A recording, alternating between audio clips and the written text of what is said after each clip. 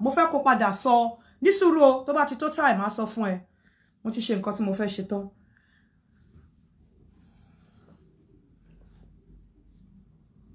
mo ti ṣe nǹkan tí mo fẹ́ ṣe tán mo fẹ́ kó ó yá ju wọn mo fẹ́ kó padà sọ nǹkan tí ò ń sọ yìí kó send sí mi.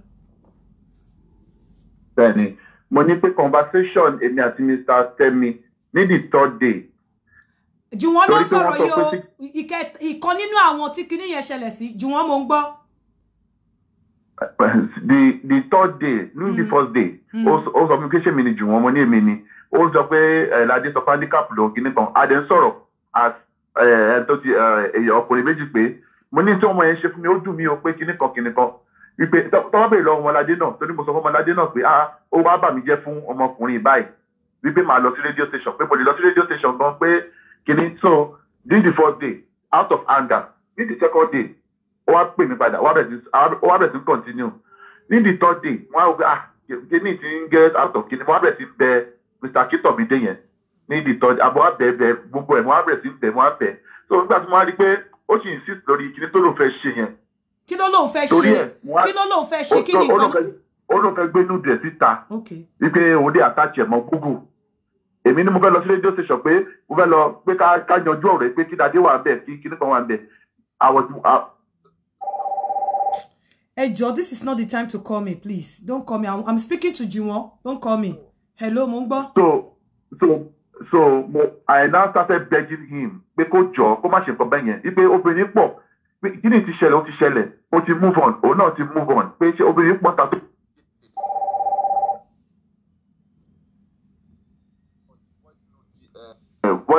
Call conversation mi àti ẹ̀ mo á record ẹ̀ mo send sí yẹn. Because ìwọ bẹ ìgbà tí ìwọ bẹ tó tí kò gbọ́ ẹ ló fi gbé lọ sọ́dọ̀ serious student.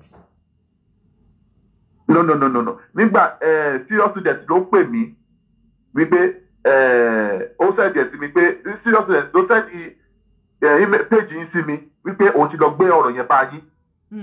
Tẹ̀wọ̀kẹ́ alábẹ́jẹ́ admin ló gbé ọ̀rọ̀ síta ló gbà lọ́wọ́ ẹ̀ṣọ́ nígbà tó lọ gbé fídíò lọ́dọ̀ ẹ̀ṣọ́ promotion síta yẹn. Jùwọ́n ló ń sọ̀rọ̀ ìkànnì Jùwọ́n tó sọ̀rọ̀ nínú picture nínú fídíò gọ̀gọ̀gọ̀ tó kọ́kọ́ ṣẹlẹ̀ lélẹ̀.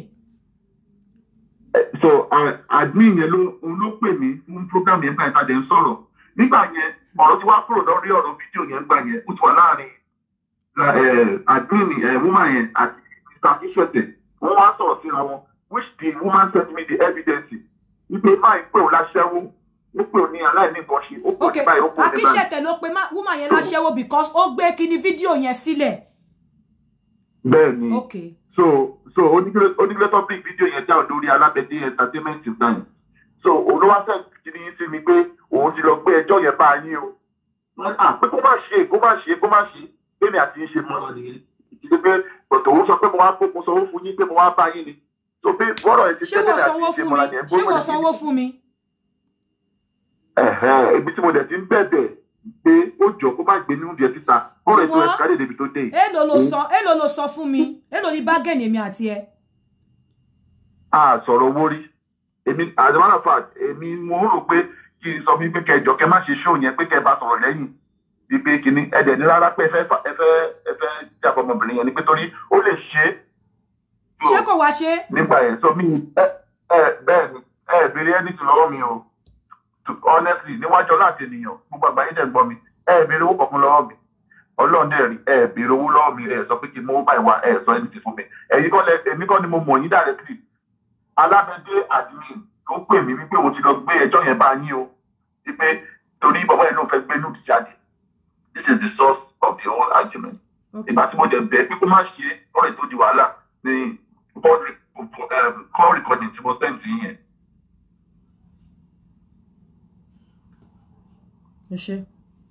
Now mo fẹ́ kẹ́ gbọ́ ẹ̀bẹ̀ tí bọ̀bọ̀ yìí bọ̀ tó bẹ this same Akitomide tó pàpà gbogbo yẹn síta.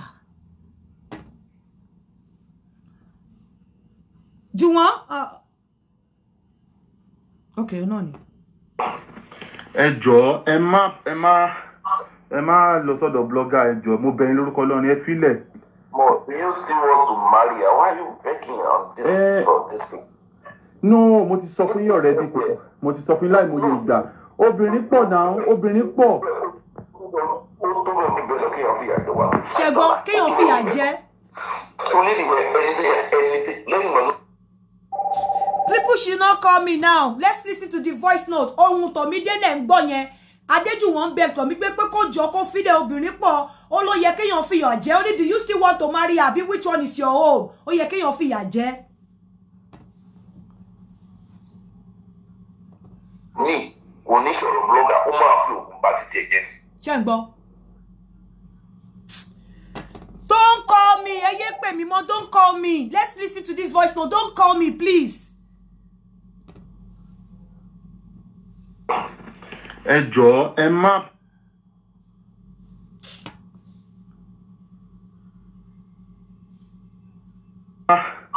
má lọ sọ́dọ̀ blogger ẹ jọ̀ọ́ mo bẹ̀ yín lórúkọ Ọlọ́run ẹ filẹ̀. Mo, do you still want to marry her? Why are you begging on this for this thing? No, mo ti sọ fún yín already mo ti sọ fún yín láì mo yẹ ìgbà obìnrin pọ̀ náà obìnrin pọ̀. Ó tó lọ níbẹ̀ lọ kí wọ́n fi àjọ wa $5 ó tó lọ níbẹ̀ lọ. Tó ní ìwé ẹni lẹ́yìn ìgbà lọ́dọ̀ fún bílẹ̀sì mo ní kò mọ̀ pé nǹkan tó ń ṣe òun dangerous ni mo ní ẹlòmíì kò ní sọ̀rọ̀ blogger ó máa fi òògùn bá títí ẹ̀jẹ̀ ni. Wọ́n sọ bàbá ẹni ló lè fún òògùn bá títí ẹ̀jẹ̀ náà láì sọ̀rọ̀ pé èèyàn ń òkè nǹkan tó ń ṣẹlẹ̀ ẹ̀sìn tálítálí ò mọ̀ pé tó bọ̀ bẹ́ẹ̀ sọ̀rọ̀ kan pé kò sí tó máa fẹ́ lóun ló máa fẹ́ bẹ́ẹ̀ bẹ́ẹ̀ ni fún ó ti ṣòro sí. Ṣùgbọ́n mo bọ̀ ọ́.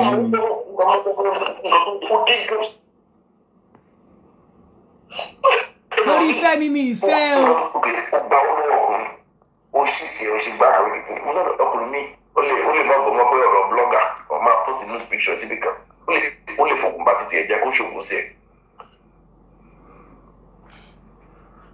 Òun yẹn. Mo bẹ̀ yín ni ẹ jọ̀ọ́ ẹ bá ń foríjì ẹ jọ̀ọ́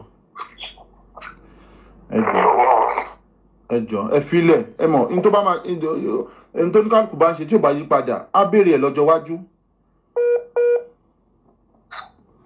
tí ó yé yín ní tó ní kálukú bá ń ṣe tí ò bá yí padà. Lẹ́nu wọ́n rọ̀ sí pírọ̀ yẹn ẹtú jọ ń sọ̀rọ̀ yẹn pírọ̀ tí mo jẹ gbọ́ ẹ̀fẹ̀ ẹ̀ta láti kí yẹn ti wà lẹ́yìn jẹ yẹn ti wà ní ẹ̀jẹ̀ kí yẹn ti wà ní plot ẹ̀.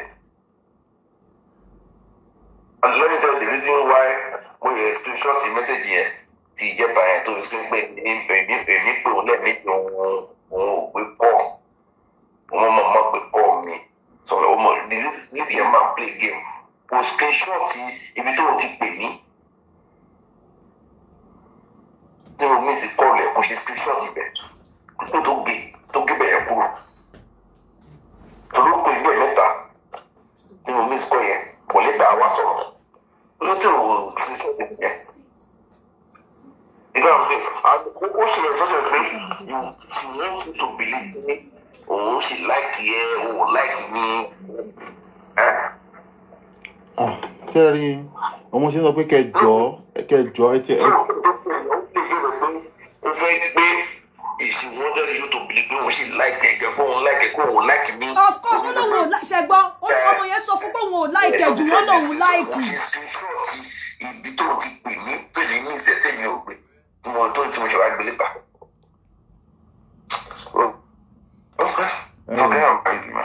Màá bẹ̀yìn ni ẹ wò gẹ́gẹ́ bí àgbàlagbà tẹ́yìn náà jẹ́ mo bẹ̀rẹ̀ lórúkọ Ọlọ́run ẹ jọ̀ọ́ because ẹni tẹ́ bá ṣe ẹ máa. Ẹ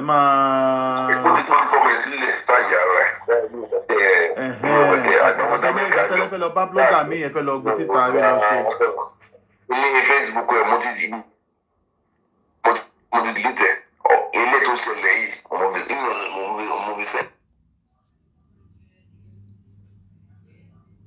Wẹ̀sì òun ò dẹ̀ kún ti gbọ́. Èmi plan nígbà ni pé.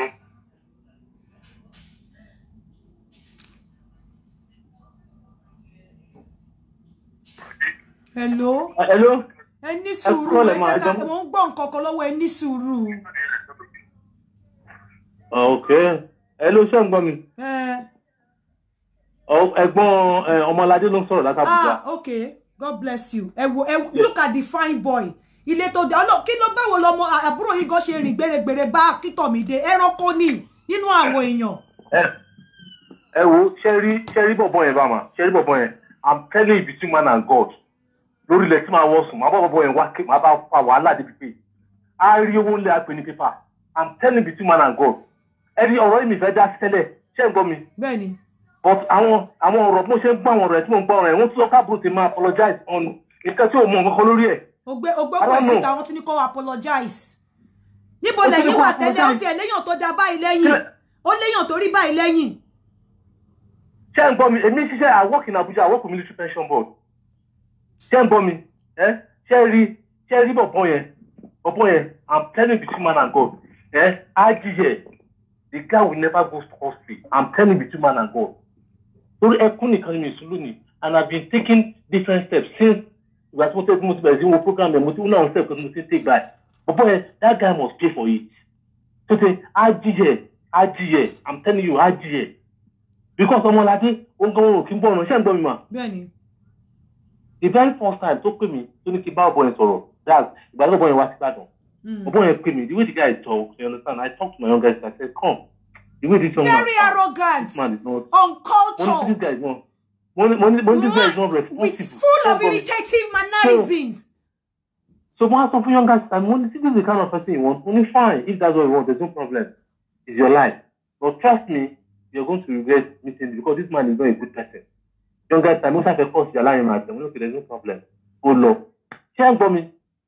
Mo àti ṣe surprise kó tó máa gbọ́ àwọn ọ̀rọ̀ òṣì àwọn ọ̀rọ̀ kan tó ń sọ òun fẹ́ gbé ní pictures àbúrò tèmi jáde àbúrò mi Ṣẹ́gun I'm the only son in the house but I will tell him Ṣẹ́rí kò ní kankan elébi ni I'm telling you elébi ni bọ̀bọ̀ yẹn má dẹ̀ ti yan bọ̀bọ̀ yẹn I'm telling you between man and God ma I'm telling you between man and God anything any step ẹ wọn gbé ma ẹ sọ fún mi I'm ready. Ẹ ló máa ṣe àgbọ̀n kan tí mo sọ fún náà. Mo ti fẹ́ kọ nọ́mbà yín sílẹ̀. Bọ̀bọ̀ yìí bá kí ẹ sọ ma. Mo fẹ́ kọ nọ́mbà don't call your number don't worry I will get your number from Ọmọládé. Okay ma all right ẹ ṣé ma I'll pay padà later ẹ ṣé ma yes ẹ ṣé. Ẹ wo èèyàn tó ní lẹ́yìn. Fẹ́ tàgì wọn àti Yẹ́misí. Níjọ́ Sunday yẹn èmi ni mo comment mo sọ pé bọ̀bọ́ yóò ṣe US Army kò sí nǹkan tí Yèyé Kúdí ò sọ́tọ̀ bẹ́ẹ̀ mi ò gbàdúrà láti nírú kan Akitomide nínú family mi o I am responding to that talk pé tèmi bá nírú yẹn àṣẹsán Ọlọ́run ò ní jẹ́ kí nírú ẹ̀ nínú family tèmi Ọlọ́run ò ní jẹ́ kí nírú àṣẹsán Ọlọ́run ò ní jẹ́ kí nírú àṣà àwọn àbúrò mi àwọn àbúrò tèmi èmi jáde láti inú ilé rẹ̀ mo dẹ̀ bí àwọn ọmọ tó dáa tó ṣe mú yangàn Ọlọ́run I'm telling you èmi já kò sí nǹkan tí mi ò ní lábúrò mo ní engineer mo ní lawyer mo ní philosopher mo ní journalist ẹni tí mo ní kéèyàn kan lọ bá lánàá níbí báyìí èmi jáde láti inú ilé rẹ̀ ẹ gbàgbé ẹ̀ Ọlọ́run ò ní jẹ́ kí nírú Akitomide mo fún yín lésì ọ̀rọ̀ yẹn Ọlọ́run ò ní jẹ́ kí nírú Akitomide ní ẹ̀gbọ́n. Àwọn ọgbọ́n ti gbọ́gàn ni mi ò ní sẹ́yìn fún ẹ̀gbọ́n yóò tí wàá lọ sọ fún yóò tí sọ fún pé mo fẹ́ tàgì ẹ pé mo fẹ́ post kan sí kíní ẹ wà lọ òun ló. Ní sùúrù ẹ jẹ́ kí n let me just listen to this voice note ẹ jẹ́ kí n gbọ́ bí ẹ jẹ́ n gbọ́ bí Tomide ṣe ń rant.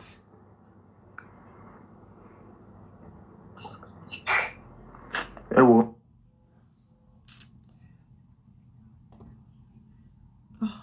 Ẹ jẹ́ ká listen sí voice note yìí. Oh, I'm sorry, please. Hello. Yeah, I just mo confess sọ̀rọ̀ sí nǹkan tẹ́ ń sọ ni because mo máa ń wò yín all the time but nǹkan tó ṣẹlẹ̀ yìí torí mi náà láwọn ọmọbìnrin. Ẹ ṣé o ya. Mo lọ́mọbìnrin mo ní ọmọbìnrin tó ṣì wà ní medical school mo dẹ̀ lọ́mọkùnrin náà. So I'm a nurse. I live in New York. Ẹ send orúkọ ẹni yẹn. The first time tí mo rí kíní yẹn, I called his number, he didn't pick up. And mi kọ number yẹn síbi kankan. Tẹ́ bá lè send number tó orúkọ ẹ̀. A máa tẹ̀lé lẹ́yìn má worry. It's against the law. Láti gbé new picture yẹn jáde síta. Ẹ ṣé o ya mi. It is against the law. Without her consent. It is against the law. It's never done. So it was being said on that program repeatedly. Because Omolade can be my sister, she can be my daughter. Okay, why remember Totini come and baby, come and apologize. Yeah, if it over to share a cosita, I send petitions to Bishop.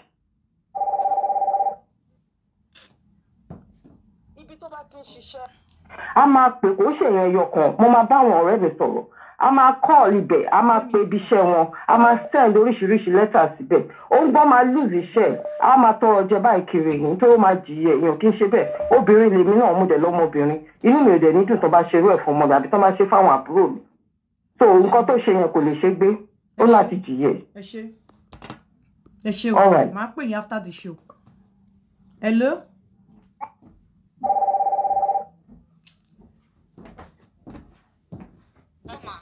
Hello. Hello. Hello ma. Yes ma, mo fẹ́ dá sí program ni ma. Bẹ́ẹ̀ni. À ń gbọ́ yín. Ẹ jọ̀ọ́ ma, okay. Nípa man Akitomi bẹ́ẹ̀. Ṣẹ́rí kò sí bó ṣe lè kò lè escape ẹ̀. Because bí mo ṣe wà, I'm not a social media person. But mo máa ń follow yín. But kíní yẹn, mo mọ̀ wípé máa yẹn can never go scot-free. Everybody is raining every curse on him. So kò sí bó ṣe lè ṣe tẹ́ ẹ má jẹ́ ká blame Akitomi dé yẹn nìkan. Ṣẹ́ríkì wọ́n yẹn náà, we have to blame him. No, Any suruma. When he that comes to equity must come in clean hands. When Juwon came, Juwon accepted his responsibility and he accepted his fault. Okay. And he said sorry. Ó dẹ̀ tún jáde lórí show lánàá pé òun pa àwọn irọ́ kan. But eléyìí ó dẹ̀ move on. Juwon lẹ gbọ́ tó tún bá Tomide, tó ń bá Olamide, àmì Ọmọládé bẹ̀ Tomide pé kó jọ̀ọ́. So I don't have any, to be quite honest. I don't know Juwon from Adams, but I just feel Akitomide only criminal àti unrepentant sinner here. Honestly, I can say it anywhere. Hello? So, God will continue to help you.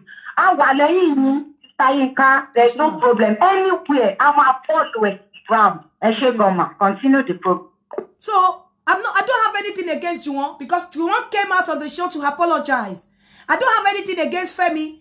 Femi confessed, but only Akitomide refused to move on. Only Akitomide refused to move on. And I spoke with the friend last night. Ó sọ wípé òun ò tí rí irú ọkùnrin báyìí rí láyé òun. And you can see. And yet, with all the evidences, tí Yeye Kudi ní lọ́wọ́, wọ́n tún wá sọ pé kọ́mọ yẹn to apologize. Where is that done?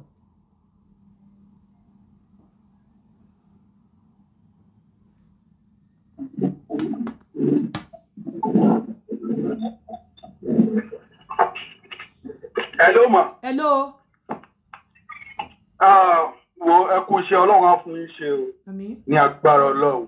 Àmín. Ṣé rí ọmọbìnrin yẹn, I just feel so sorry for her because I have a daughter.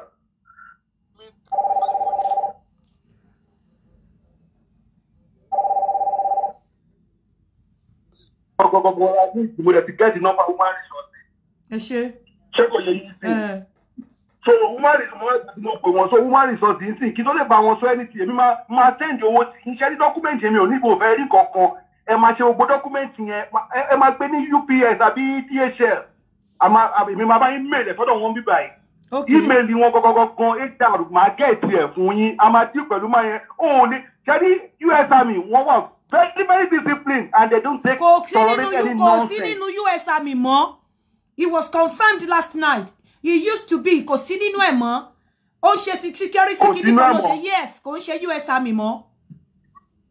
Okay, ṣe iná tó bá jẹ́ pé èèyàn tó dáa ni tó bá ṣe US Army ni ó yìí máa wà ń bẹ̀ ẹ ti mọ̀ pé kò ń ṣe èèyàn tó dáa kò ń ṣe èèyàn tó dáa so anything tẹ́ bá need ní California lèmi máa help I will assist mo ní báwọn ti New York náà ti pè I will help tẹ́ bá need anything ẹ kẹ́ pè mí nọ́mbà mi ní WhatsApp mi mo fi pè yín yẹn ò lè tí tọmọbìnrin yẹn náà ẹ ti wọ́n pé nílùú yẹn jáde ẹ tún wá níbi kó máa bẹ ìwọ lọ́ọ̀yà yẹn bẹ̀rù Ọlọ́run mi fẹ́ dárúkọ ẹ kò ní bẹ̀rù Ọlọ́run lọ́kàn nítorí pé níbi tẹ́yìn òsì Ọlọ́run wà kíyàn pé òun ẹ jáde kó tún kó lọ bẹ̀ tó lè gbárù. She was practically saying ẹ̀dọ̀ Ọmọládé náà ó ṣe kíní kan ó ṣe kíní ìbò náà tí kí tẹ́ńkẹ́dì ìyàlẹ̀ ta ni virgin kan tó fẹ́ ta èèyàn mélòó ni ò ní history ta ni ò ní past ta ni ò ní history obìnrin mélòó ló lè sọ pé wọ́n fẹ́ òun as virgin. Ọlọ́run ló máa dájọ́ fún mi kọ́ ni máa dájọ́ lókè mi ò. Obìnrin mélòó ló lè boast pé virgin ẹni tó ń fẹ́ tó ń bí gbogbo ọmọ inú fún virgin lòun bá lọ ní ọkọ. Hello ma. Hello. Hello ma. Rama Sherry mo fẹ́ dá sétò yìí ni Sherry tí ṣìgìdì bá fẹ́ tẹ́ a ní kó gbóhùn lọ sódò lọ wẹ̀. Kan tí mo sọ sórí update tí mo ṣe nìyẹn. Ọkítọ̀ mi dé yẹn ó ti tẹ́ ó ti fà tẹ́tẹ́ dì ó ti ṣe bọ̀ ọjọ́ ti pẹ́ ó ti ṣe bọ̀ kò ṣe máa ṣe.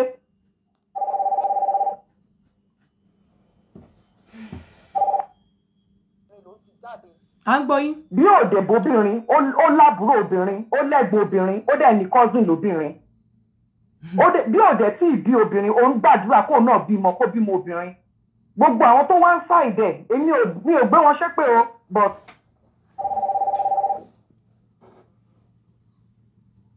Let me tell you one thing you don't understand. Mo tún wá fẹ́ put ẹ̀ fún yín lẹ́yìn. Gbogbo àwọn tó support máa yẹn. Gbogbo ẹ̀yin tó ṣàìdẹ̀ okay tó bá ní kí gbogbo ta ló innocent ní gbogbo àwọn obìnrin tá à ń sọ̀rọ̀. Kò máa sí o mélòó ló lọ ní ọkọ as virgin.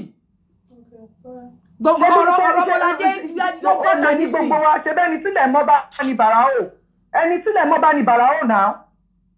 Everybody dẹ́kẹ̀ wọ́n dẹ̀ ń sọ̀rọ̀ wọ́n gbogbo wọn program the other time wọ́n sọ wọ́n blame ọmọ yẹn kí ló dé kí lójú òrìrí kí ló ṣẹlẹ̀ tí ò ṣẹlẹ̀ rí so ṣé tọmọ yẹn bá parẹ́ ṣé gbà.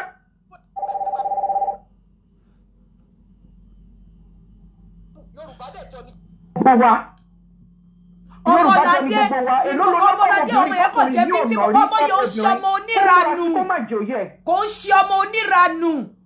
Ó bẹ́tà yálàyà pọ̀rípọ̀rípa ya ọ̀pọ̀lọpọ̀ tó ń sọ̀rọ̀ sí kò ń ṣe ọmọ oníranù rárá tó bá jẹ́ ọmọ oníranù ní èmi gan ni màá dì pẹ̀lú ẹ̀. Máa yóò ṣe máa ṣe Mr. Yinka máa yóò ṣe máa ṣe Ọlọ́run tó sọ wípé ó máa dópin lórí Mọ́ládé ni kó gbé ìgbà tí ó ti gbé síta nǹkan kó gbé síta. Ó ti gbé síta already wọ́n ti ní kó wá bẹ̀bẹ̀.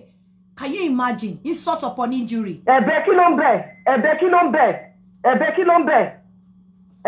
bẹ̀ ó ti ṣẹlẹ̀ ó ti ṣe ó dẹ̀ ti ṣe náà ni nítójú ẹ̀ dẹ̀ máa rí ó dẹ̀ máa rí because èmi náà bí mo obìnrin mo dẹ̀ lábúrò obìnrin mo dẹ̀ lẹ́gbẹ̀ẹ́ obìnrin mo ní ní ìsopọ̀ mi ìdẹ̀ gbàdúrà kọkùnrin olórí burúkú kan ṣe nǹkan báyìí fún wọn kí ni ìbá ṣẹlẹ̀ adẹ̀pẹ̀ra wa ní Yorùbá àwọn obìnrin náà lọ ta obìnrin kí ló dé tà létí ẹ̀ gbárùkù tọmọ yìí. Mr. Segun Adigun, I am not going to call you.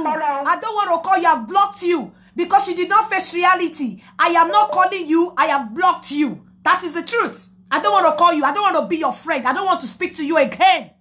Because we spoke last night and you told me you have never seen such a man before. I was surprised. You were there when that girl was asked to apologize. And you allowed it. Your friend refused to apologize freely. I don't want to be your friend. Don't call me. I don't want to call you. I don't want to have anything to do with you.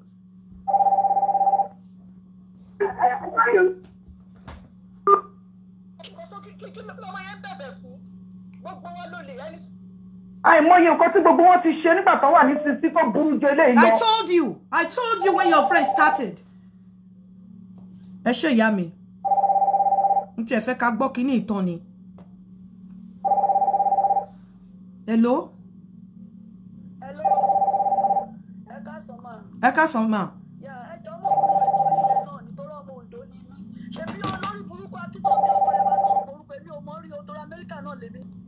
Ṣebí ọkọ̀ òun yẹn ṣebí inú bẹ̀ ló gbà jáde. Kí ló wá jẹ́ tuntun fún bẹ́ǹsìn? Ṣebí inú ibi tó gbà jáde náà nìyẹn. Àbí inú àbùkọ́ ló gbà ṣebí bẹ̀ náà ti bí. Kí ló wá jẹ́ tuntun kí ló wá fẹ́ gbé jáde ń bẹ̀? Ó gbé jáde náà. Ó jẹ́ kí n ṣe Mr. Kito Mr. Segun Adigun yẹn ó jẹ́ kí n ṣe. Àwọn ló gbọ́ wọn jáde lábẹ́ mi ọkùnrin ni wọ́n. Tó kí wọ́n ní wàhálà yí ẹ̀. Ó jẹ́ kí n ṣe Mr. Kito Mr. Segun Adigun yẹn ó jẹ́ kí n ṣe wọn but I don't really care because obìnrin ni mi mo dẹ̀ bímọ. Ọmọ Oǹdó ni bí ó ti bá yá rẹ̀ jọ ti gbé.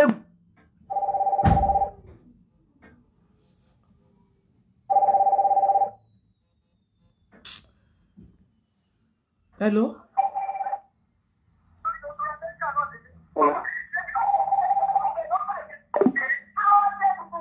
Hello. Hello, yeah. Segun Adigun ò kì í ṣe the same thing pẹ̀lú ẹ̀. Àwọn kò forí ká sá ni torí pé bó ṣe ń bẹ̀ mí kò really make sense sí mi. Segun Adigun ò ń ṣe òun àti òkì mo ti mọ Segun Adigun ó kò forí ká sá ni. Mi wá because àwọn gan náà sọ lánàá wípé àwọn ò ríru ọkùnrin bẹ́ẹ̀ yẹn rí. àwọn ò lè ṣerú ẹ̀ láyé àwọn pé gbà táwọn gbọ́ voice note mi ó yà wọ́n lẹ́nu àwọn ò rírú ẹ̀ rí wọ́n sọ so I was surprised pé wọ́n allow Tomide I mean Ọmọládé láti máa gbé Tomide for what?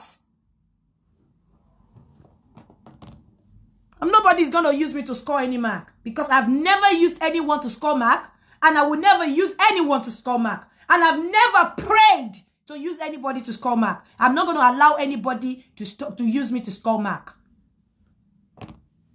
Ẹ ṣáà bá mi yọ̀ǹda ẹ jọ̀ọ́ ẹ filẹ̀ Ọlọ́run ti ṣe oríṣiríṣi náà fún yín tó kàn yín pé onìkan lóbìnrin tó wà ẹ jọ̀ọ́ pé ẹ má gbé síta ẹ jọ̀ọ́ mo bẹ̀ yín ni ẹ jọ̀ọ́ mo bẹ̀ yín ni. Somebody is saying, Yinka, you don't know Shegun then. He has a history on Facebook too, where he's also threatening another lady he will expose her nudity. Really? Okay. Two can play the game. Hello? Hello? Hello, ma. I can't talk for anything. Mo lórí kan tí mo fẹ́ kọ fún yín. Ṣé fi mí sí speaker? Bẹ́ẹ̀ni. Ó ní ẹ ṣe rere, yóò ẹ ṣe rere. Ẹ ṣe rere kó bá lè yẹ wá o. Ó ti gbájá kò lè mú mi. Tàmọ̀dò kò lè mú mi. Ẹnìkan bẹ lókè tójú gbogbo wa lọ. Ojú Olúwa ń wò ọ́ ó ṣe rere. Ẹ ṣe rere yóò ẹ ṣe rere. Ẹ ṣe rere kó bá lè yẹ wá o. Ṣé rí rere tẹ́ ń ṣe àti Yínká? Nǹkan tẹ́mi fẹ́ sọ fún yín ní tèmi nìyẹn. Ṣé rí rere tẹ́ ń ṣe? Ẹ máa ṣe lọ o. Ṣé rí orí òótọ́ tẹ dúró lé? Ẹ dúró lórí òótọ́ yẹn o. Èmi ní obìnrin tí mo pè yín lọ́jọ́ Sunday. Pé wọ́n ń sọ̀rọ̀ yín láì dáa níbì kan. Mo wá sọ sẹ́mẹ̀tì kan fún yín. Mo lè jẹ́ èèyàn kan tó jẹ́ èèyàn rere tí ò kì í ṣe èèyàn ibi. Mo ní ẹ jẹ́ agbọ́mọlà. Mo ní tó má ṣe ń sọ̀rọ̀ yín yẹn. Ẹ ló ń ka yín lára. Mo mi orí mi pé no. This is not anti-Yinka TNT. So ẹ jẹ́ ká máa ṣe rere gbogbo ẹ̀yin èèyàn tẹ́ wà lórí prógrámù yìí. Sọ́dà tí tá máa ń sọ̀rọ̀ wa níbì kan, àwọn èèyàn á lè máa gbẹ̀yìn wa jẹ́ wípé a kì í ṣe èèyàn ìkà, a kì í ṣe èèyàn ibi. Àbíníká, ó kàn dùn mí pé àtẹlẹ́nu ara ẹ̀ ní fẹ́ gbà. Ẹ ti Tomide Akíṣẹ́kẹ̀ sílẹ̀. Ọlọ́run ó máa ń pápá lọ́run tó dájọ́ lójú wa. Ṣùgbọ́n Ọlọ́run máa san fún gẹ́gẹ́ bí iṣẹ́ ọwọ́ ẹ̀. Ó ní ẹ sọ fún àwọn èèyàn rere pé á dára fún wọn. Kí ló wá máa ṣẹlẹ̀ sáwọn èèyàn ìkà? Ibi ló máa ṣẹlẹ̀ sí àwọn èèyàn ìkà.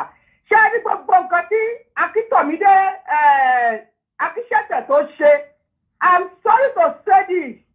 Yèyé Kúdí òun ló fún ní effrontery. Àti ṣe bí ó ṣe apologize o sí yín o. Bí ó ṣe apologize o sí Ọmọládé.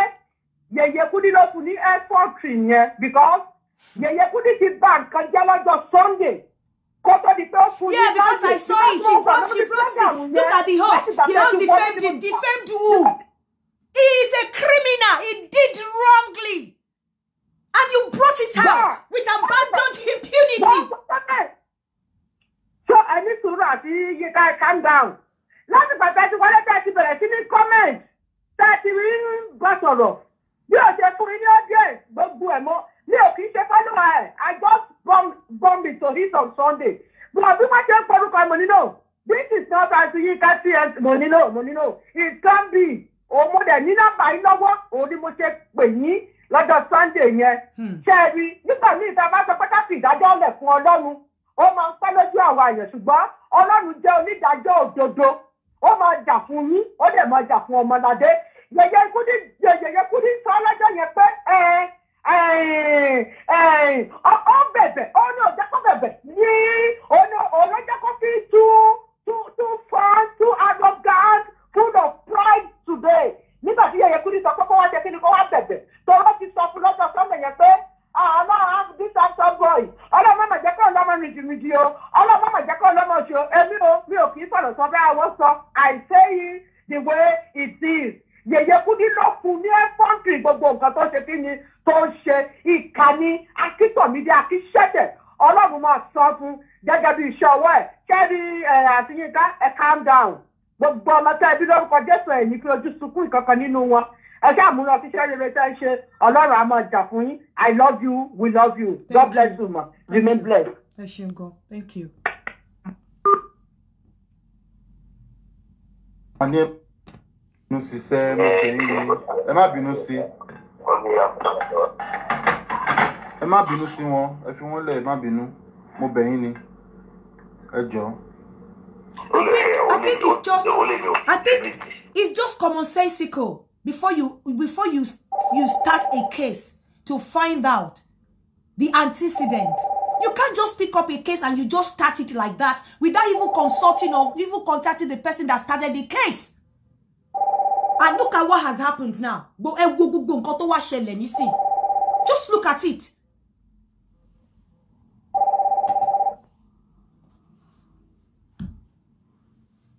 Hello?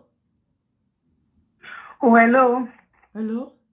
Oh, ṣé TNT ni hello? Bẹ́ẹ̀ni, ìyá mi. Okay. Ọmọládé lè ní fẹ́ advice o. And the only advice mo fẹ́ fún ni wípé kó má ṣe anything stupid to herself. Kó má commit any suicide. God bless you, my darling. Because tó bá ṣe bẹ́ẹ̀, ó fún Mr. Akíntómídé kí ló ń jẹ́, ó fún ní laugh ni over her. You could see the humility in that girl. Kó má pa àwọn òbí ẹ̀ lọ́kùn. Kó dẹ̀ má dára ẹ̀ náà lóró. She's just, ó stand firm. Ó ti ṣẹlẹ̀. Go continue with her life. The man will definitely suffer for what he has done. Òun náà máa bímọ obìnrin ó pẹ́ lójú èèyàn rí. Unfortunately, nígbà tí kàmá bá wá ń jẹ́ lórí àwọn ọmọ àti lọ́jọ́ iwájú àwọn èèyàn onímọ̀ṣẹ́ ibi tó ti ṣe. But the girl should not do anything silly to herself. She should just carry on with her life and the Lord will be with her. Thank you. I'm telling you the truth. You could see the humility in that girl, even with everything, with all she had faced. Ọmọ yẹn tún ṣe ń refer sí Akíntómídé as Mr. Lẹ́fi máa mọrú ilé tó ti jáde. Kò pé Kọ́mídé Mr. Akíntómídé ló ṣe ń pè. I'm telling you, gbogbo nǹkan tẹ́ ṣe fọ́mọ yẹn, injustice of the highest order ni. Èmi ò kì í ṣe novice when it comes to law. I'm telling you, this is my first master's that I'm doing in the UK. But I am not a non-entity. I am well read, and I want to support me. I want to around me. Wọ́n wà well read. I'm telling you. So me on share anything you call it. You can't just bamboozle me. You can't use my head. You can't push me.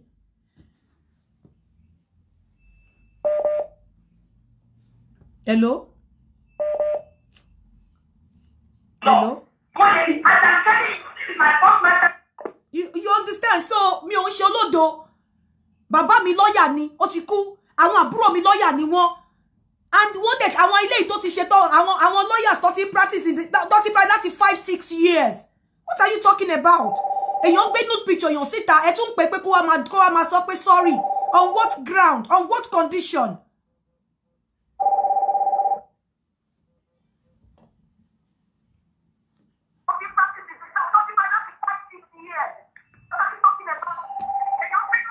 Now, I was able to speak with everyone involved in that case. You only spoke to Tomide. Èmi bá Fẹ́mi sọ̀rọ̀, mo bá Tomide sọ̀rọ̀, mo bá Juwon sọ̀rọ̀. Why did I let off Juwon and Fẹ́mi? Why tó ṣe jẹ́ pé Tomide nìkan ni mo face? Ó yẹ kéèyàn know wípé yes, something must have happened. Let me get to the bottom of it. Let me get to the root of the matter. And the way I was being,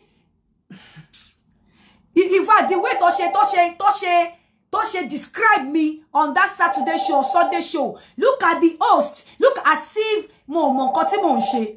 And look at it now. Tani o mo nkan tó nse nínú gbogbo àwa tó ṣẹlẹ̀ nísìn. Look at it. I refuse to be rubbished, honestly, because mi ò kí tábà jẹ̀bi. Mo ma get to dig. Tẹ́ bá rí mi tí bá gbé case wá kẹ́ mọ̀ pé mo ti dig. Èyí tí mi ò bá ti dig tí mi ò get to the bottom of it, mama ni mi ò mọ̀ o. Mo gbọ́ ni o ṣùgbọ́n mi ò gbà o. Mo gbọ́ ni o. Èyí tẹ́ ní kí n jẹ́ kó sọ̀rọ̀ tó ń gba benefit ìyàwó ẹ̀. Mo ṣì ń dig láti gbà mo tún ti gbọ́ pé bọ̀bọ́ yẹn ò ṣiṣẹ́ rí nígbà tó fi wà ní Spain. Bara ló ń tọrọ. Mo ní picture ibi tó ti ń tọrọ bara níwájú supermarket. So oúnjẹ free money yẹn ó ti mọ lára ló ṣe ń hùwà yẹn ló ṣe ń gba benefit ọmọ yẹn nílùú yìí. I have evidence. Because mi rò pé àwọn family ẹ̀gọ́ tó wà níbí báyìí wọ́n mọ̀. Bara ni bọ̀bọ́ yẹn ń tọrọ ní Spain. Mo ní picture ẹ̀ níbi tó ti ń tọrọ bara lẹ́nu ọ̀nà supermarket. You think I will do me? You think I will bring a case see orí platform me without getting to the bottom of it, without giving mon koto shele? You think I'm that stupid? You look at me as somebody that doesn't have sense or brain. Hello? I'm going to block this person. Please stop calling. Nijo Sunday, it was after that show you were able to talk to Tomide. Omolade, you should have done that before you even staged that show. You didn't do that. You didn't speak to me. You didn't speak to Omolade. Nothing. Only Tomide brought a case to you. That case was brought to me the same way it was brought to you. And I investigated. And I was able to talk to everyone involved in that case. But Kaki Tomide brought a case to you, or probably you saw the picture on my page and you did not investigate and you just brought it out. Look at what is happening. Look at the mess. Just look at it.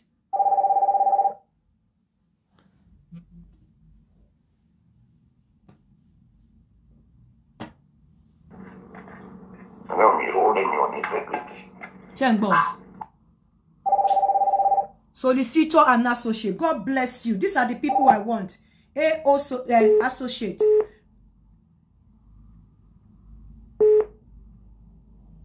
Hello, sir. Hello? Hello? Hello, sir. I can see AO associates and solicitors. Hello, sir. Yes. Nǹkan tí ọ̀gbẹ́ni yẹn ṣe ó burú jáì púpọ̀. Kò dẹ̀ dára rárá àtọ̀, kò bófin mu. Nǹkan tó lè lọ sẹ́wọ̀n sí ni tí kò dẹ̀ mọ̀. However, bóyá níjọ́ iwájú tún ṣe program náà fáwọn obìnrin wa, àwọn tó young yẹn wọ́n yẹn, most especially àwọn tó wà ní Nàìjíríà, wípé kan sọ̀rọ̀ dáadáa. Kọ́ máa mọ̀rú àwọn èèyàn tó máa mingle pẹ̀lú, kì í ṣe gbogbo ẹni tó wà l'Amẹ́ríkà, tó wà ní UK tàbí nǹkan kan náà tó bá ti rí wọn, ọ̀nà náà lórí wọn pé. So kọ́ máa wà careful dáadáa. Iṣẹ́ gidi lẹ̀ ń ṣe, iṣẹ́ ribiribi lẹ̀ ń ṣe. Ẹ̀dẹ̀ ń torí ṣe ni, orí tí náà dẹ̀ ní bàjẹ́ lágbára Ọlọ́run. Àmín. Nǹkan tọkùnrin yẹn lè lo ẹ̀wọ̀n sí, òun ló ń ṣe. Èmi tí kọ́kọ́ rò pé bóyá lady yẹn wà ní UK ni, ká bẹ̀rẹ̀ action ní UK bíbá, tí ò ní ná lówó. So àákàn lọ enforce ẹ̀ l'Amẹ́ríkà ni. Gbogbo ilé tó lòun ní gbogbo ẹ̀ tó lòun ṣe yẹn gbogbo ẹ̀ náà máa tà tó máa fi compensate ọmọbìnrin yẹn. Nàìjíríà ló wà máa ṣe náà ni. Mo wá dìsọ́ra pé. A máa ṣe náà ni mi ní fi sílẹ̀. A máa ṣe náà ni. A máa ṣe náà ni sẹ́mi ní fi yín lẹ̀. Mo rò pé bíbá yẹn ló wà ní ọmọbìnrin yẹn. Ká níbí ló wà ní a máa bẹ̀rẹ̀ action bí a lè bẹ̀rẹ̀ action lórí ọkùnrin yẹn bíbá yẹn. Then tá a bá wọn ti get judgment which is going to be favorable on the side of the lady, a lọ enforce ẹ̀ l'Amẹ́ríkà. Judgment tá a bá get níbí a lè enforce ẹ̀ l'Amẹ́ríkà, a lè enforce ẹ̀ ní Nigeria as well. But ó dùn mí pé kò ń ṣe bíbá yẹn ló wà láti fún wa ní instruction. But l'Amẹ́ríkà náà wọ́n lè bẹ̀rẹ̀ action against ẹ̀. Bẹ́ẹ̀ni. But tó bá ronúpìwàdà o, tó lọ bẹ àwọn family lady yẹn o, tó bẹ gbogbo àwọn tó ṣẹ̀ náà o, bóyá wọn á dáríjì. Bẹ́ẹ̀ tó ṣe pàtàkì náà, ẹ máa bá àwọn ọmọ kéékèèké náà sọ̀rọ̀. Pé kì í ṣe gbogbo àwọn èèyàn tó ń wá láti Amẹ́ríkà, láti UK, láti Europe, láti gbogbo ẹ̀, ọ̀nà jẹ́yàn gidi. Torí bí màá yẹn ti ń sọ̀rọ̀ gan bí pẹ́ranko ń sọ̀rọ̀ ní bí pé wèrè ń sọ̀rọ̀. Àwọn ọkùnrin Nàìjíríà gan ò lè máa wà bẹ́yẹn. Àwọn ọkùnrin tó wà Nàìjíríà wọn ò lè máa hùwà bẹ́yẹn. Ẹ̀dẹ̀ tó wọ ẹ̀gbọ́n ẹ̀ bó ti sọ̀rọ̀ dáadáa, ilé gidi lọmọ yẹn ti wá. Ilé dáadáa ló ti wá. Kó má borúkọ àwọn ẹbí ẹ̀ jẹ́. Tó bá tún máa go into any relationship ní kó wò ó. Àwọn èèyàn gidi wà káàkiri láyé. and the fact pé wọ́n ti show ara ẹ̀ tàbí kankan sí kò mí kankan kò ní kó má lọ́kọ kò ní kó má káwọn èèyàn gidi má fẹ́. Even today she rubbished me. Yeah, she rubbished me from the title. I am going to retitle this thing. I will retitle my program and put her name as well. She rubbished me on the title, and I refuse to be rubbished. I'm too big to be rubbished, honestly, because I wouldn't behave the same way she behaved. Even kó jẹ́ pé ẹni tí ò mọ̀rọ̀ sọ rárá ló wà lórí social media tó bá kó jẹ́ ẹni tí mi ò kí ń bá sọ̀rọ̀ rárá ẹni tí mi àti ẹ̀ta jẹ́ ọ̀tá tó bá gbé kéèsì ẹ̀ wá bá mi màá wá àwọn tó jẹ́ ọ̀rẹ́ ẹ̀ tí mo fi máa wá kọ̀rò pé kó kọ́kọ́ gbọ́ kí n tó dáwọ́lé. I won't behave the same way she behaved. I would never have done that. Nothing. Even my daughter will not do that. My daughter will not jump into any case like that without asking me. Tí ó bá gbé ẹni tí ò mọ̀rọ̀ sọ rárá sórí social media tó bá gbé wá bá mi màá kọ́kọ́ lọ béèrè kò sí ní kẹ́nu tó ń jẹ́ ọ̀tá mi tí mi ò ń bá sọ̀rọ̀ tó ti bú mi rí tó ti ṣépè fún mi màá wá àwọn tí wọ́n mọ̀ pé ẹjọ́ wọ́n máa gbọ́rọ̀ yín wá bá mi báyìí I won't just mo ní wọṣọ kíkọ bọ́tà kíkọ lọ ṣiṣẹ́ bẹ́ẹ̀ yẹn I will never do that. Never. I won't do it. You think I'm you think I'm one local idiot, a local goat that doesn't know what she's doing? Do you think so? Do you actually think so? That I'm just an idiot, I don't know what I'm doing? Hello? Ẹ wo, ẹ má bínú, èmi gan mo gbọ́ show yẹn ní Sunday, ìgbà tí mo gbọ́ inú bí mi gan. Torí ìgbà tí Yèyé Kudi tó lòun ṣe show. In all ramification of life, I swear. Oh, investigation dada. So wọ́n gbọ́ ọ̀rọ̀ kúlẹ̀kúlẹ̀ ọ̀rọ̀ yẹn dada. Wọ́n mọ̀ pé ẹ ti pé Akíṣọ̀tẹ̀ ìtọ́nà òun jẹ́ army àbí ìkọ̀kan l'Amẹ́ríkà. Ilé ẹ̀dẹ̀ ń sọ fún tó sọ yí pé after 2 weeks ẹ bá ti pariwo tán òun á gbé naked. Exactly, ó sọ bẹ́ẹ̀ ó ní after 2 weeks tẹ́mi bá ti pariwo tán. Ọ̀nà nǹkan tó sọ fún ó ní after 2 weeks tẹ́mi bá ti pariwo tán òun á ṣe wá gbé ìwòwò gẹ̀yìn síta again. That guy said that to me. Tó bá jẹ́ pé àbúrò ẹ̀ àbẹ́gbọ́n ẹ̀ ní kọ́ ṣé ó máa lè gbà kí èèyàn ṣe bẹ́ẹ̀. Ó máa ṣe o. Ó wá sọ pé bí Akíṣọ̀tẹ̀ pé èèyàn pé ń gbọ́ wọn èèyàn lórí pláfọ̀mù yín wọ́n ń ṣépè fún wọ́n ṣe kíní kan kì í ṣe òun nìkan lẹ́kọ́ ṣépè fún. Ṣé báwo ló gbé píkṣọ̀ èèyàn jáde? Tí bàbá jẹ́ pé òun ló gbé píkṣọ̀ rẹ̀ tó sọ pé òun fẹ́ gbé píkṣọ̀ jáde. I'm telling you, the way Yèyé Kudi was talking to me on that show that day, bó ṣe ń refer sí gbogbo nǹkan tí mo ṣe honestly mo kàn fẹ́ wàhálà ni kò ń ṣẹ̀rù ìjà ló ń bà mí o mo ń ṣọmọdé o I'm 49 I'm not a baby mo sọ age mi fún yín lẹ́ni 49 I'm not a child mi ò ń ṣọmọdé o mi ò kí ń ṣọmọdé rárá I'm not a child I'm not a kid mi ò ń ṣọmọdé. So I deserve respect. You don't speak to me as if you're talking to your boy or your baby, as if you're talking to a one local idiot that doesn't know what she's doing. I am well read, and I put it to you, and I've had my first degree, God knows when. So, first degree, over 20 years ago. So please, I deserve some respect. And Mommy Adebimpe náà tún pè sórí show yẹn gẹ́gẹ́ bí ìtara ọmọ. Look at the way you spoke to her. You don't talk to people that way. You are educated. You can't talk to people that way. Wọ́n kọ advice ni kò sí nǹkan tó bá yín lè sọ̀rọ̀ sí mi lórí bíbá ẹ̀kọ́ ní kí n má ṣe kíní kan. Ìyẹn ò mí pé mo máa stop. And I should do. There are ways of talking to people. I'm not trying to tutor you, but you don't speak to people that way. You don't speak to people that way. Èmi ò kí ilé tèmi ti jáde wọ́n disrespect àgbàlagbà. Ìwọ lórí show wọ́n dárúkọ obìnrin, wọ́n dárúkọ ọkùnrin mẹ́tẹ̀ẹ̀ta. You don't talk to people that way. The way you were speaking to me, you brought out my show, you did the host and everything.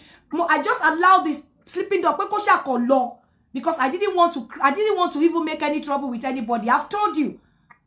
Emi, I'm a peaceful person. I love peace. Ilé tí mo ti jáde, mo ní ẹ̀gbọ́n tó jẹ́ 3 months tí wọ́n bí mi dá kí n pè lórúkọ.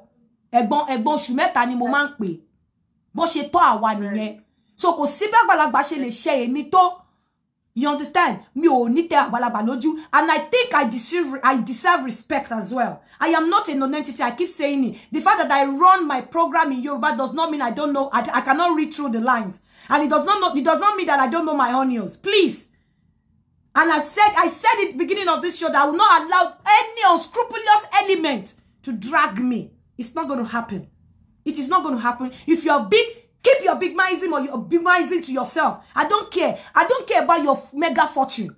I don't really care. It doesn't really matter to me. Please, I deserve respect. Oh, I'm not. Don't treat me as if I did my investigation before I started the case. And I found that the guy was arrogant. Arrogancy of the highest order. Me that lori big by mo try lori gbogbo social media mo try to run away from trouble, and I respect people, and I keep agitating for peace, and I keep telling people I'm a peace lover. I keep telling people I'm everybody's friend, but don't take me for granted. My humility should not be taken for stupidity. I'm not stupid.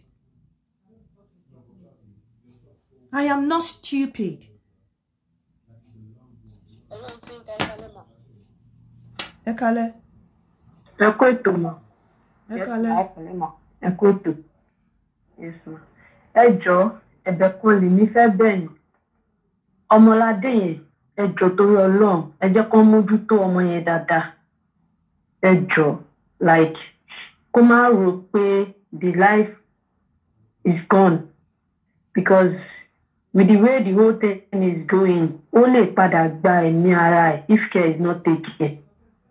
Ẹ jẹ́ kó mọ̀ pé kò ń ṣe first person tí nǹkan bẹ́ẹ̀ yẹn máa ṣẹlẹ̀ sí, and she's not going to be the last person. We know you. We are very mature. Ó jẹ́ ọmọ lóbi. Thank you, Edna. God bless you, Edna. Ẹ má bínú, àwọn colleague mi tẹ́lẹ̀ nìyẹn. Ó jẹ́ ọmọ lẹ́ni.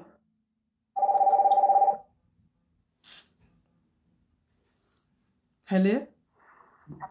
Hello, auntie. Ma?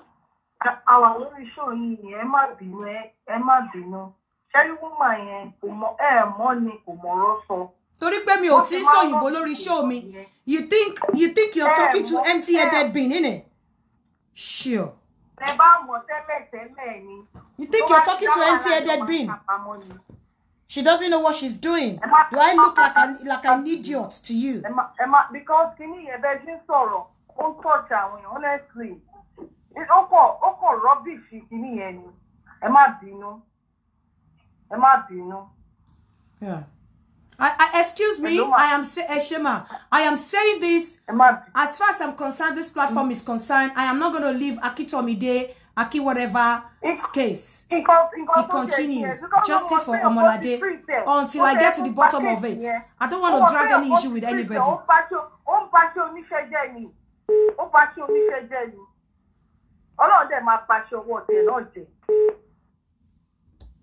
No, any problem, but if you want to bring it on, I'm not stupid. I'm not stupid at all. Hello. Hello. Ekale sawa na mi da si. Ekale sa. Sala ti alewa. Adúpẹ́ bàbá mi. Sherry gbogbo program te tele ni concerning ẹni yẹn. Sherry lady yẹn gangan Yeye Kudi is a useless person. O ti ni mo dáadáa. Ẹ má ẹjọ́. Ìyàwó Akim Adetoro ó ka mọ́ hòtẹ́ẹ̀lì pẹ̀lú Akim Adetoro London bíbá láti Dublin ló ti wá. So ìwọ yín káṣẹ́ ó bẹ́tà rẹ̀ láì mọ iye ọ̀nà. You better that lady in many ways. So ẹ má fi ayé wẹ́rẹ́ ayé gbogbo ntẹ́yìn ṣe inú àwọn èèyàn ń dùn sí. So TNT ẹ má wo òun rárá is a useless person. No, ẹ má sọ derogatory comment against her, please. Kò sí tá a lè sọ nípa ẹ̀. Ẹ̀ tá a bá láì tàbá dé tán fẹ́ yé ìdílé mi nínú wọn ní dùn sí. So ẹ fi sílẹ̀ yẹn máa tètò tí ń lọ. Gbogbo bó ṣe ń ṣe lórí prógámù yẹn, ẹ̀rí tó kọ síbẹ̀ ni case Yinka TNT. I'm going to tag her. I am going to tag her injustice against Omolade from Yeye Kudi. That's what I'm going to write on this thing when I finish. Injustice from Yeye Kudi to Omolade. That's what I'm going to put there. Yinka TNT. I'm telling you, Kesin Katia, how can you do that? How would you do that? What did I do? You did wrong. You did wrong. I say it categorically that you did wrong. You didn't get to the root of the matter. Ẹni ẹ máa ṣe tí yín lọ. Ẹ máa ṣe tí yín lọ. Àwa mọ bó ṣe ń lọ pẹ̀lú òun gangan fún ara rẹ̀ bó ṣe ń lọ. You did wrong.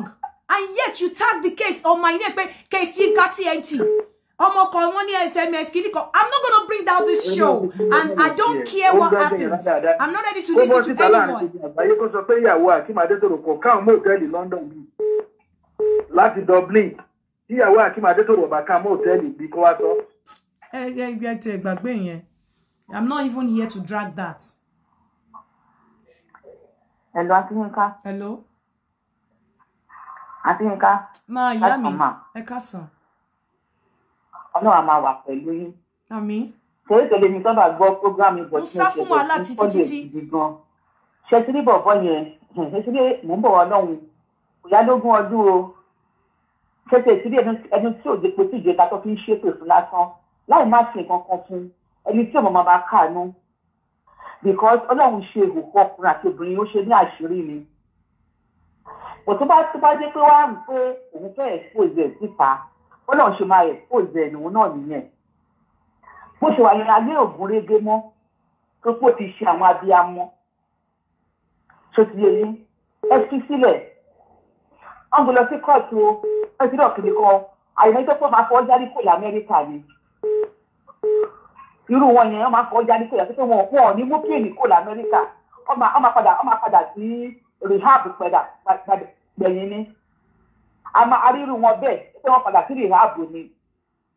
Ṣé ti yé yín? Ẹ fi sílẹ̀ ẹ kọ́ pàṣẹ pòtù Ọlọ́run. Ìdájọ́ Ọlọ́run. How can you just think in your widest dream that you want to rubbish me? I have been preparing for this day from the beginning of my show, and I've decided to just make myself. Kò sẹ́ tó lè rubbish yìí. Ṣé tí láwọn olùsọ̀rọ̀ Yorùbá tó máa ti rí pé àṣọ òyìnbó àbí nǹkan yẹn wọ́n fi ní ìpè náà ní títì ní èèyàn. Ṣé ti yé yín? Ẹsẹ̀ yẹn sílẹ̀ ìyẹn fóònù nìyẹn. Ó fẹ́ cloud ni.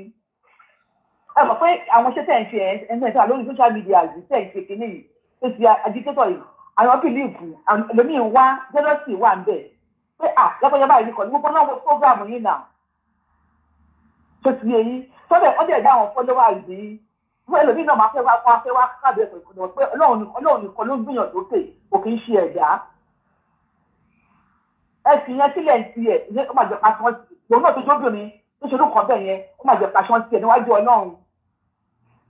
Akíntọ̀nù àti Ọlọ́run jẹ́ ó máa jẹ pàṣẹ wọn tiẹ̀ níwájú Ọlọ́run. Títí tí ìdájọ́ Ọlọ́run bá dé ó ń fìyàn lọ́wọ́ ọmọ yẹn ó ní ẹlẹ́dàá tiẹ̀. Ẹlẹ́dàá alábẹ̀rẹ̀ sí ń jà àwọn tí ò máa káàánú lápẹ́rẹ́ ìdí mi ṣe wẹ̀ fún oṣù kan tó lé ni mo fún tí ó máa ya wèrè ní kò tọ́ náà lókè. Ẹ ṣé ìyá mi, God bless you. Ẹ ṣeun gan. Hello. Hello Aunty Yinka. Hello ma. Ṣé rí bí a ṣe rí yín lè ní àwa fáǹsì àti stọ́dì yín ó dá kí wọ́n bíyàn nínú ilé eré kí ọ̀tún wá túra ẹ̀ bí. Wọ́n bí inú ilé eré tí wá túra yín bí because ó yẹ ká ti faraya ti pẹ́. Ìjọ Sunday yẹn ló yẹ ká ti faraya because mo wà lórí iṣẹ́ yẹn ìjọ Sunday. Tẹ́fẹ́ bá defend yín tó tẹ̀ pariwo no òun ọ̀fẹ́ ló bá lórí platform òun. Ẹgbẹ́ ní kó pàǹtí ọ̀nà ẹgbẹ́ ẹ̀sẹ̀ ó ní no I don't want to hear. So bẹ́ẹ̀ ṣe rẹ̀ lákun ní rope yẹn ó bẹ́tà bẹ́ẹ̀ náà ṣe fi pa á bí because obìnrin pa níjọ Sunday yẹn mi ò dẹ̀ láìkí ẹ̀. Obìnrin pa gidi. Do you know how many people that called me on that show? Kì í ṣẹgbẹ́ in all life ramification Ọlọ́run. Gbogbo ẹnu mo fi sọ. Mo ti ẹ̀wọ̀n pé àgbàlagbà ni yín.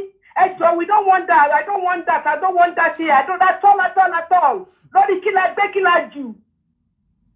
At the end of the day sí o ti wá bọ́ sí trap yìí because òun ló jẹ̀bi.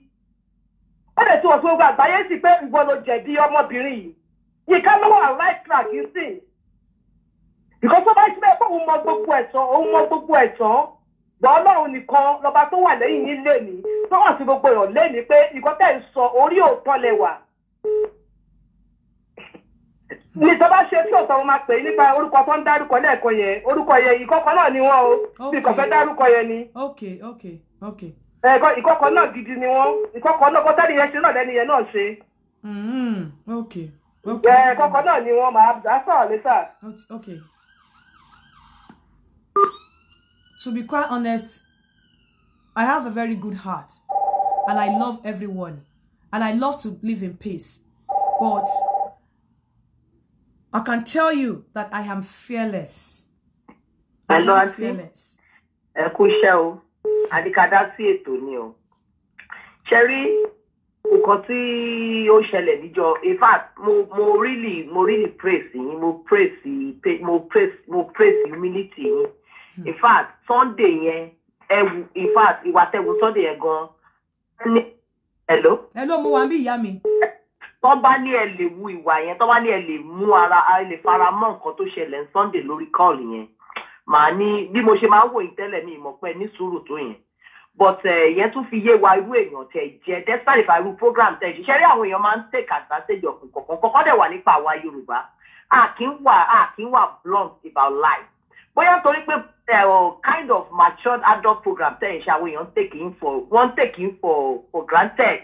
They don't really see the message in me. They don't really understand the actuality, the reality of that program. So probably maybe they are trying, maybe you are a dirty woman or kind of, because that is the way I can just be and continue òun fi handle yín nìyẹn, which I believe pé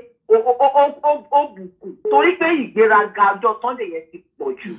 But ó dá bẹ́ẹ̀ torí pé ẹni tá a bá bí i kí ṣe pé ẹ̀ mọ̀ kó rúdù sí ìjọ Sunday ní rí continent ẹ̀ mọ̀ kó rú, but you are just trying to satisfy her because ẹ̀yin lẹ lọ bá lórí platform ẹ̀.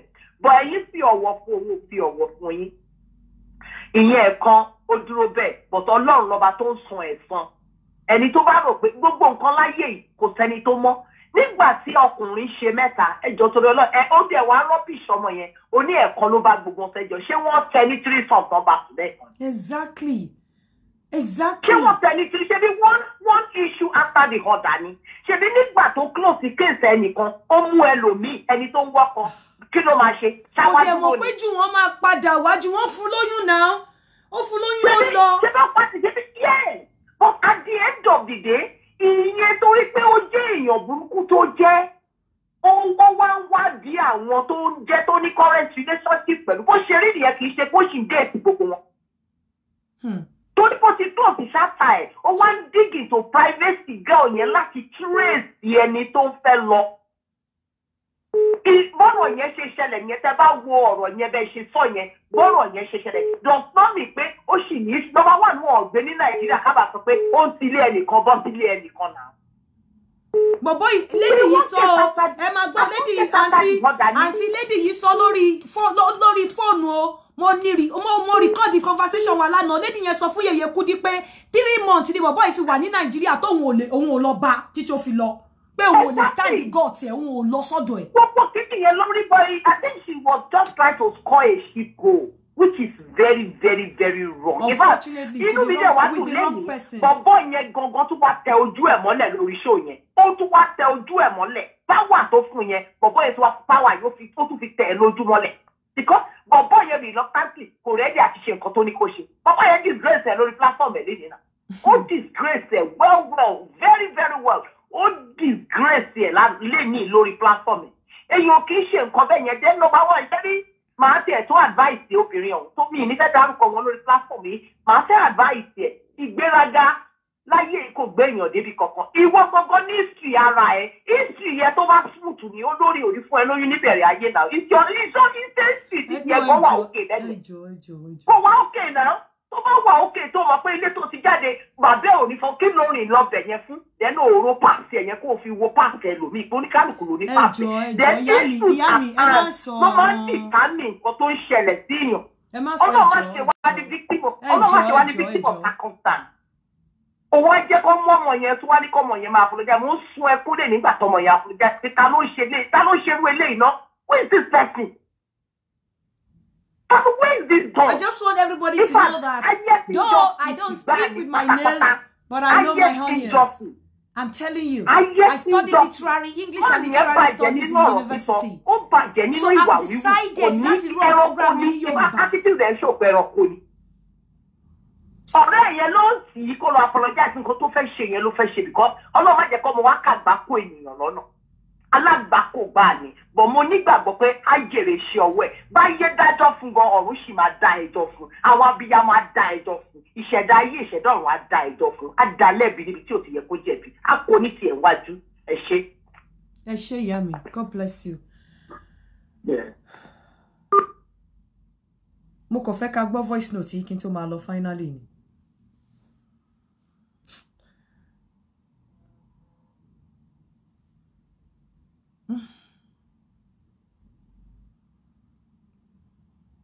Hello, ma. Sir? Hello? Hello? Hello? Sir?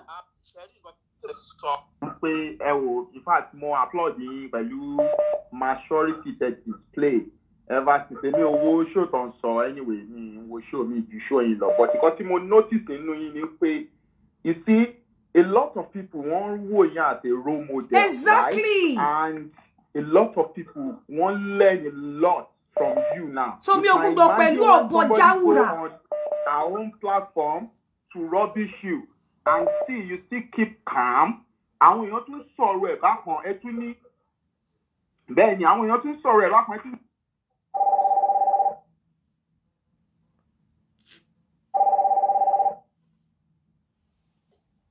Mo respect me. Number 2 ni pé ẹni tó lọ ṣe show ṣé question tí mi fẹ́ béèrè lélẹ̀ because mi ní dárúkọ ẹni yẹn ṣé òun lè gbà tó bá jẹ́ pé òbò ọmọ tiẹ̀ náà gbé síta àbí òbò tiẹ̀ náà gbé síta ṣé òun lè gba irú ẹ̀ kó dáhùn question yẹn ní sọ jù bẹ́ẹ̀ lọ.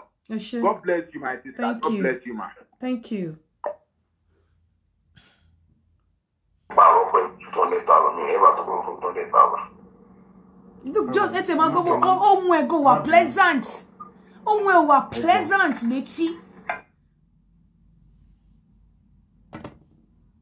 God forbid, I can never have him as a client. Ọlọ́run ti dá yín láre. Ọlọ́run ti dá yín láre. Ó ti tán. Jùwọ́n ló tún bẹ́ẹ̀ yìí o. Tó ṣàyìn bẹ́yìn tí pé òun máa gbóbo ọmọ ọlọ́mọ síta. Jùwọ́n ló ń bẹ́ẹ̀ yìí o. Ẹ jẹ́ fi yín lẹ̀ jàre. Màá pè é tí ó lọ. Play your voice on all bloggers show. They give out one phone guy. You probably progressive. They don't play is on the blogger. What's the big deal? You got no little voice here. She played. Yeye Kudi played the voice note.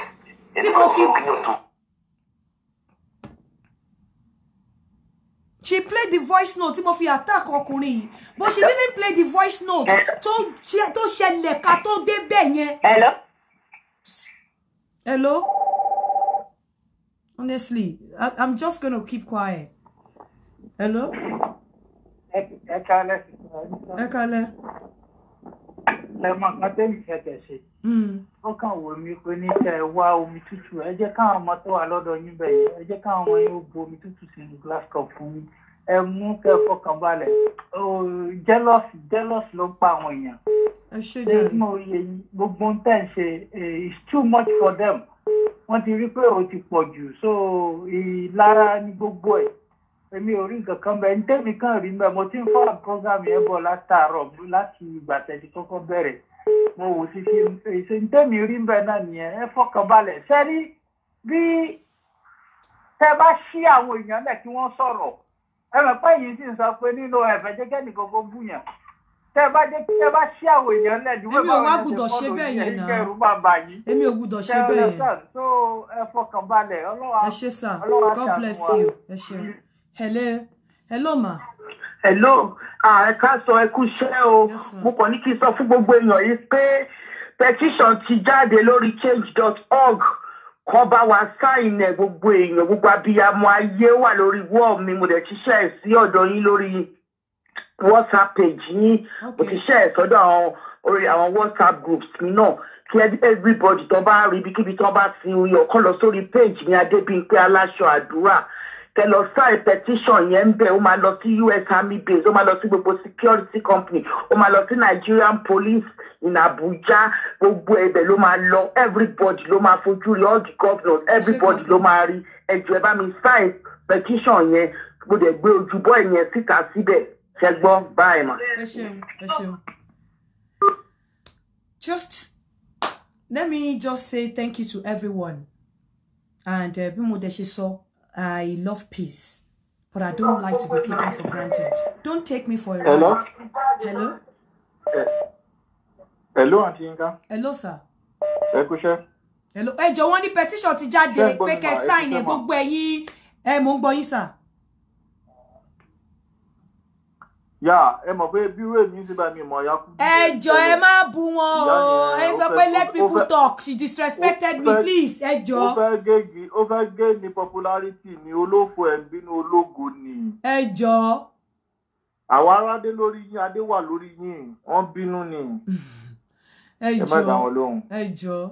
Ẹ má dá wọn lóhùn. Òtítọ́ ló máa ń lékè irọ́. Bẹ́ẹ̀ni. But next time, I'm sure she must have learned her lesson. But next time, èyàn máa ṣe thorough investigation kéèyàn tó ṣe nǹkan ni. And téèyàn bá sọ pé òun ní ẹnu láti bú the other person. Ó mọ nǹkan tí èyàn tó fẹ́ bú ní lẹ́nu. Bíbélì ni wá ìdí òdodo dájú. Mo ti sátò náà. Mo sátò. Mo páyà àwọn èèyàn tó náà. Anybody will testify pé mo páyà àwọn èèyàn tó mo sátò. Mo try as much as possible láti make path me straight. Mo sátò. Hello? Ní ọba léèyàn fẹ́ búyàn, ó mọ nǹkan tó máa rí ní ẹnu ẹni tó fẹ́ bú. Ó mọ nǹkan tó máa rí. That's why you have to be very careful with everything you're doing. Hello? Hello. Yeah, point tí mo fẹ́ mú jáde ẹ jẹ́ parí ẹ ti já sọ̀rọ̀ mọ́ mi lẹ́yìn. Ẹ má bínú akọ́ ló jà. Ní mo fẹ́ sọ ní ìpè ní kiri. Ṣé rí àkọ́kọ́ mo fẹ́ kẹ́ wo ń tọ́tẹ́ gbé program yìí jáde. Yes, it was Friday. Ṣẹ̀ṣẹ̀ rántí. Mi ti rántí mọ́. Ìjọ Friday. Ìjọ ẹ̀ làbọ̀ àwọn gbàgbé.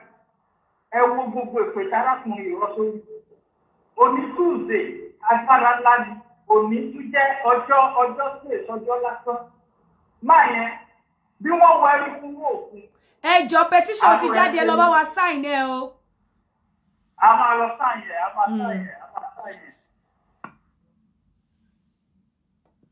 Ẹ ṣé o, God bless you all. Let me just say on this note. Hello, ma. Hello, Yami. Hello, ma. Ma. Ẹ kú iṣẹ́ ma. Yes, ma. Ẹ kú iṣẹ́ ma. Ọjọ́ yẹn gan inú bí mi, nǹkan tó bí èmi inú tèmi ṣe pè sórí program yẹn was. Ó wá ní ẹ̀yin béèrè owó, mo wá call. She didn't allow me to talk. And I told her pé mi ò pè sórí show. Mo máa wo show yín, mo ní mo ṣe bẹ̀rẹ̀ sí ní wo show yín ni. Mo ní luckily I heard this thing from A to Z. Akishete told her wípé she was calling you when you are on that program and you are declining. Mo ní bàbá ńlá Money, you called every party and you said, let me call him if he picks call. And he refused to pick your call. She didn't allow me to talk. But can you prove them in so painful. Can you prove them in money more one show in nothing sorrow. I think that come out there, especially because she put up her head I think like about she me bunny. Koto she kino shefu. Kini nǹkan tó ṣe fún? Come out and say it. Nǹkan tó ṣe fún bobo yẹn with all these things that we discussing sin. Kí ló ṣe fún? Pẹ̀lú gbogbo nǹkan tó wà nílẹ̀ yìí sì kí ló ṣe fún? Ṣé bobo yẹn really deserve apology? She did a lot of things on that show, but I've just decided to keep quiet. Does not mean that I'm stupid. Because She did a lot. What is that you are on your lane. You go back our bloggers. You try to keep your own lane. I'm telling you. No, it's not like that.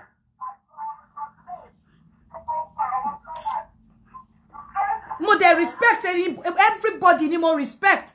Mo ti rí bí tó ti ṣe pé fún mi tó ti bí ó ti ṣe pín bọ̀ mo kàn wò pé ìyẹn ò ní ẹni tó ṣe pé fún mi kí n tún má kí. I was forced to send you a voice note because you didn't pick my call that day. I called you to go and watch that program. And I think 30 on that program. Akishete is lying. She will never demand for money. I wouldn't speak to Madam Dadebi the way you spoke to her. Irrespective, I would not have spoken to her that way. The way you addressed her, the way you spoke to her. Not only her, ẹni tó ti ẹ̀gbà èyí lọ́wọ́ mi, I wouldn't speak to such person like that. Kó jẹ́ pé orí platform mi mo sanwó lórí ẹ̀. En ta jọ jẹ́ egg mate. Kò lè kó ìwọlé kémi sọ̀rọ̀ bẹ́ẹ̀ yẹn. I would never. Kí ló ń pè ní education? Nǹkan tó ń pè ní education nìyẹn now. I would not talk to people like that. Never. And the way she was talking to me on that program, but mo kàn ṣá play along. Mo mọ̀ pé nǹkan tí mo fẹ́ ṣe wà nínú mi. Aunty, tẹ̀wẹ̀ má jẹ́ kí. That's what you said. You want to say label, but I think she organic lawyer legal team or INEC. If you want to explain or you did say you go to go every take about us of the in team in Canada so in most of so all play with second team but I feel that the local implement making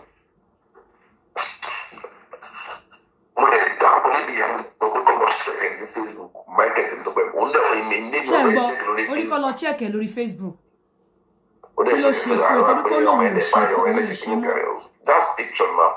Picture I'll see physical.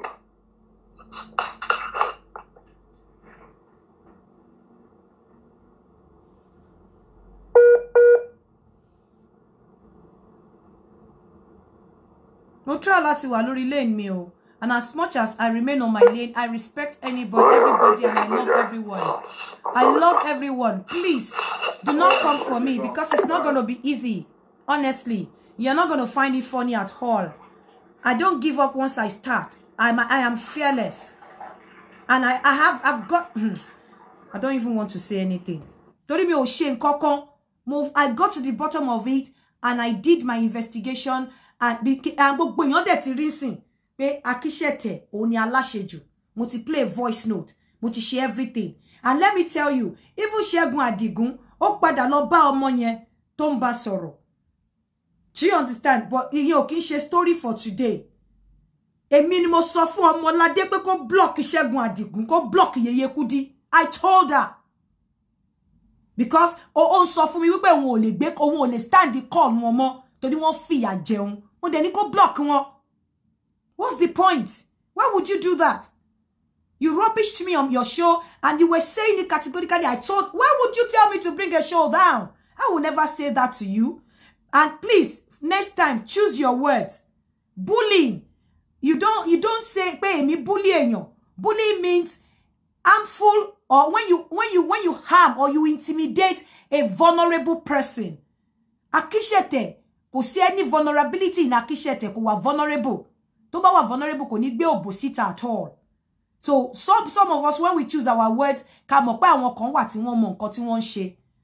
Please, the fact that I come here to run my show in Yoruba does not mean wípé eléyìí ò tiẹ̀ mọ̀ nǹkan kan kíní kan. Remember, I'm doing my masters in nursing.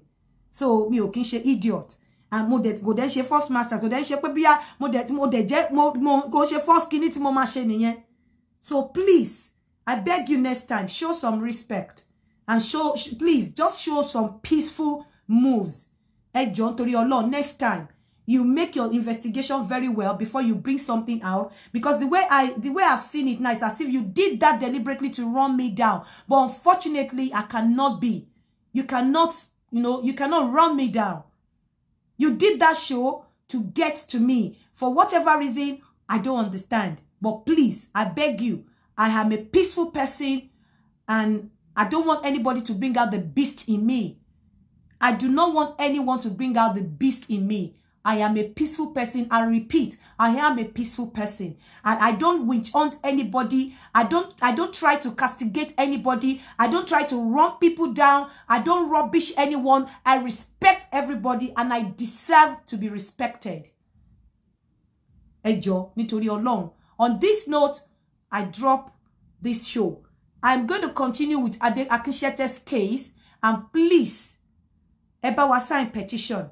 Gbogbo àwọn tí wọ́n ti sọ fún mi pé gbogbo àwọn bí tán ní kí send nǹkan sí, ma send sí. Gbogbo àwọn tí wọ́n sọ pé wọ́n ma assist wa lórí ọ̀rọ̀ yìí. Please, the only thing that will make Omolade happy is for her to get justice. The only thing that will make Omolade happy I'm not going to say Yeye Kudi should retrace what she has done because mo mọ̀ pé ẹlòmíì but akíṣẹ̀tẹ̀ òkúkú akíṣẹ̀tẹ̀ náà ò gbà but wọ́n ní ọ̀rọ̀ ọlọ́gbọ́n máa ń dọ́gba ni. We all know and to what fault. Nisin, gbogbo wa láti rí and to what fault. But I am not, Yinka TNT cannot be rubbished. Get that straight. Yinka TNT is too intelligent to be rubbished. Please. John to the Lord, just get that and put it. If it's your water, if you need jẹun. I have not come out for anybody, but no, with everything you did for me on Sunday, I leave you to God and I leave you to your conscience. On this note, I say thank you very much for everyone for coming here. If you have conscience, I am leaving you to your conscience. I am leaving you to God. So, ẹ ṣé gan, mo dúpẹ́ lọ́wọ́ yín púpọ̀. Ẹ ṣeun gbogbo ẹ̀yin ìyá mi àti bàbá mi. Ọmọládé, you are in a good hands. I'll continue to be your mentor. Trust me. I'm not going to leave you.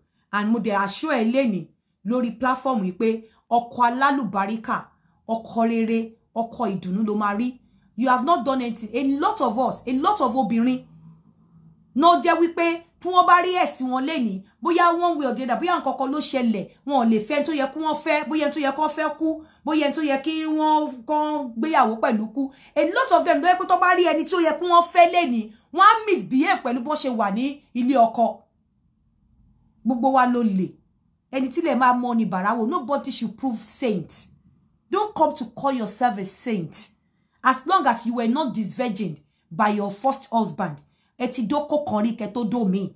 So, and mo de man so, he who is sinners should cast the first stone. We are all sinners. Gbogbo wa ló lè. So, Ọmọládé ò kìí ṣe aṣẹ́wó. Kò èèyàn ló ń lọ mú aṣẹ́wó ní hòtẹ́ẹ̀lì tó ń fẹ́. Tó dẹ̀ ni mo ti mú eléyìí aṣẹ́wó mo dẹ̀ ti fẹ́ o. Tí kò bá ṣe pé èmi tí mo insist pé kíní yẹn máa dúró ti Ọmọládé lọ́jọ́ iwájú. Ju wọ́n sì like Ọmọládé. I put it to you. Wọ́n sì like ara wọn. But ó lè má wà healthy lọ́jọ́ iwájú. Ni wọ́n ṣe mo ṣe ní kálukú máa lọ́nà ẹ̀. But I can tell you, I will invite most of you to Omolade's wedding. It might not be in Nigeria because that girl, I am on her case. And màá dẹ̀ jẹ́ kẹ́ mọ̀ wípé kò ṣe nǹkan kan. She's a very responsible girl. Criminology ló study in the university. She's not a nuisance. As acclaimed. She's not a nuisance. She's not wayward. She's responsible. I love her to a bit. I'm telling you, she's a girl that everybody would dream of because kò kí ń parọ́. Kò kí ń ṣe mọ̀nàfìkì. I don't care as long as you know that you are not ọkọ tó fẹ́ sílé. But majority wa tá wà kò ṣe ọkọ tá fẹ́ sílé love this. Why are you castigating other people? Why would anybody want to castigate anyone? Yes, Ọmọládé mess up. Ṣe bọ̀ sórí fífọ́ lògùn orí bíbẹ́ ni. Torí pé Ọmọládé ti mess up. Should deserve humiliation tí Tomide fún. And you were saying it incessantly. You said it repeatedly on your platform that wọ́n gbogbo ẹ̀ síta, yet you hid under a finger, behind a finger. Sorry, you hid behind a finger. Pé Ọmọládé must apologize. I leave you to your conscience and I leave you to God. I want God to judge accordingly. Ire o, ó dàbọ̀.